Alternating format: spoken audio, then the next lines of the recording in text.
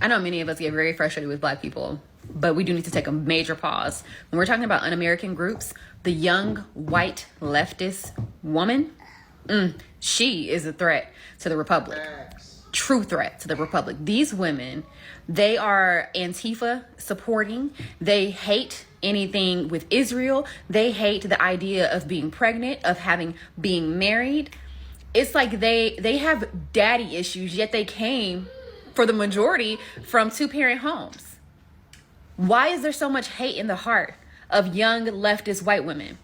What is their problem? I had real hardships, and I'm not saying that white people didn't, but what is the issue with so many young white women where they hate America so much? I mean, they will rush to a microphone to talk about how much they would love to scrape out their uterus. Like, they love talking about that. But the thing is that Malcolm X been talking about the white liberal. Been talking about them. They have not changed. And this is why I tell you that the Democratic Party has not changed, not one bit. They are spearheaded by the young white leftist woman. And she is just as hateful and cruel and evil as she was in the Margaret Sanger days. Not a thing has changed. This is an evil person. The young liberal white woman. She is dangerous. She is 100% correct. Man, I don't know why we don't talk about this enough, right? Because we have conversations about Black fatigue. Obviously, we see a lot of illegal migrants and people that are standing up for illegals when it's popular to do so.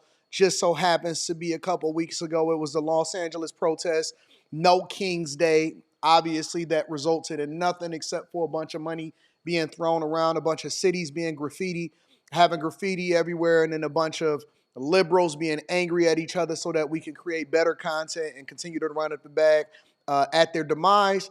But the fact of the matter is, nobody really holds accountable the young white woman liberal that is trying to destroy the United States of America. And as a matter of fact, you can throw the older white women in there also, because I can give you a history lesson about how we came to have feminism in the first place and why Black women who are so gullible and such a follower Me Too group of people that tied themselves to the Democratic Party as a result of trying to align with white women who were incredibly liberal and was using Black women as a trope so that they can get all of the things that they got, which they are largely the ones that benefited from diversity, equity, and inclusion. And that was one of the conversations that was being had during a time when Trump first came into office on his second term, when he was moving towards merit-based programs instead of diversity, equity, and inclusion, whether you're talking about government jobs, whether you're talking about the private sector, and or our military, and more importantly, when it came to our universities, which had largely became indoctrination camps for a liberal Democrat type of mindset.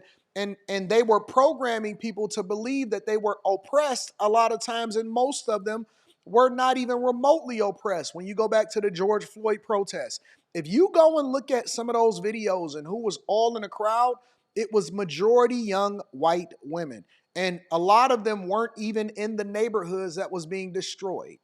A lot of them did not even live in the places where they were protesting. They were driving down. I seen it in Detroit myself.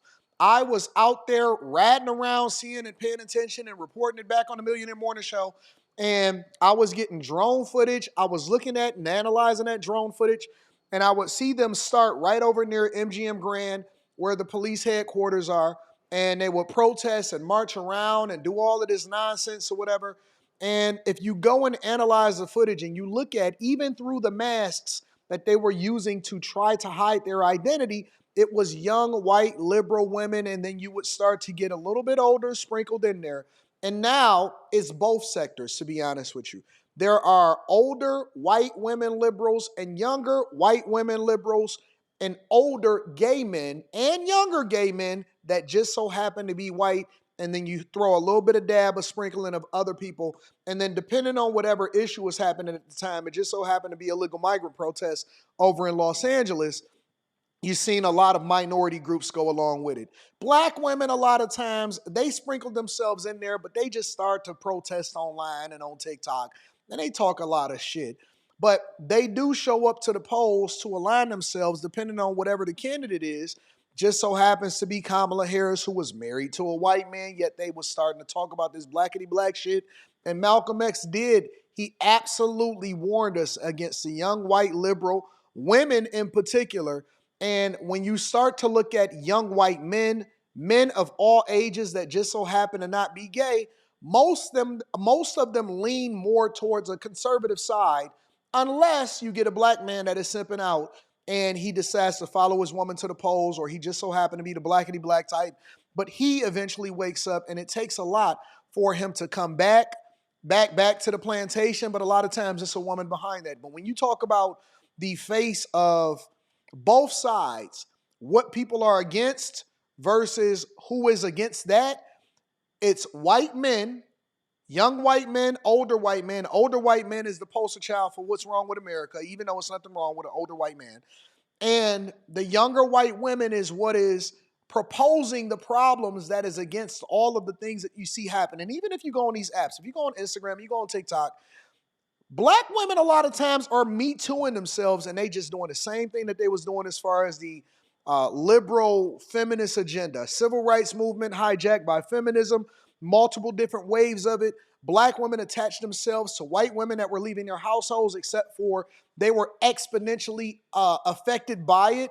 And then that was hijacked by the alphabet community agenda. And then that served everybody. And now what you're seeing is when they talk about diversity, equity, and inclusion, it is attached to everybody except for white men. They say black, they say brown, they say women, they say, alphabet community. Women are now, white women specifically, were always and is now still considered a minority in order for them to get certain benefits. And it's largely because they partnered with other people in order to do so. So when you start to see the fabric of what happens and how things are transpiring in America, even when it comes to relationships, the first passport bros were military veterans and white men.